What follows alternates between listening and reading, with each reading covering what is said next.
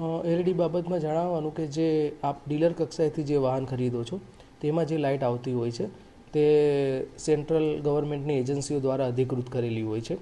તો હાલ ક્રેઝ જોવામાં આવે છે કે લોકો દ્વારા જે અધિકૃત લાઇટો છે તે કાઢીને લાંબા અંતર સુધી જતી હોય તેવી એલઈડી લાઇટો લગાવવામાં આવે છે. આ જે કામગીરી કરવામાં આવે છે તે તદ્દન બિનઅધિકૃત છે. હા સર, ખાસ કરીને છેલ્લા ઘણા સમયથી રાજકોટમાં ડ્રાઇવનું આયોજન કરવામાં આવ્યું છે. કેટલો દંડ ફટકારવામાં આવ્યો અને કેટલો વસૂલ?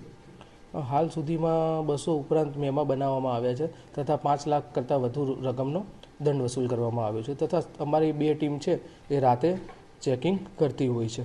સર, ખાસ તો લોકોને શું અપીલ કરશો?